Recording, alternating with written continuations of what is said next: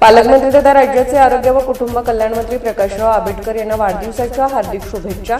शुभेच्छुक मैं Bhandari construction engineers and contractor माननीय राजेश भंडारी साहेब, माननीय अजय भंडारी साहेब, माननीय अनिकेत भंडारी साहेब, तुरंबे, तालुका राधानगरी, जिल्हा कोल्हापूर.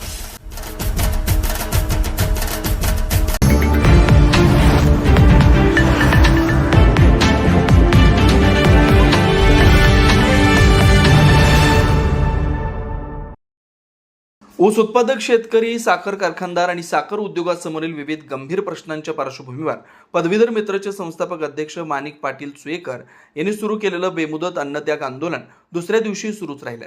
शासनाने साखर उद्योग व शेतकऱ्यांच्या मागण्यांबाबत सकारात्मक भूमिका घ्यावी या प्रमुख मागणीसाठी हे आंदोलन करण्यात येत आहे.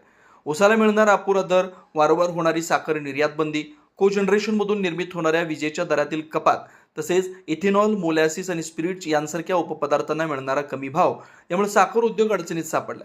याचा थेट परिणाम ऊस उत्पादक शेतकऱ्यावर होतोय. या प्रश्नांकडे शासनानं तातडीनं लक्ष देण्याची मागणी त्यांनी केली.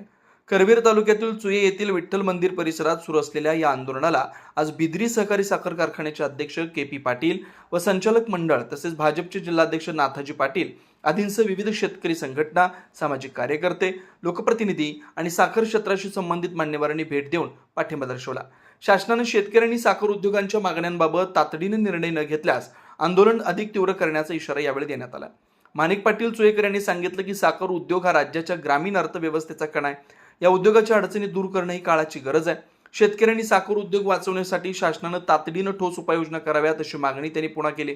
दरम्यान दुसऱ्या दिवशी आंदोलन सुरू असल्यानं परिसरात या आंदोलनाची चर्चा रंगली. शासनाची भूमिका काय राहणार याकडे शेतकरी व साखर उद्योगाशी संबंधित घटकांचं लक्ष लागून राहिले. कोल्हापूरहून दर्पण न्यूजसाठी अनिल पाटील.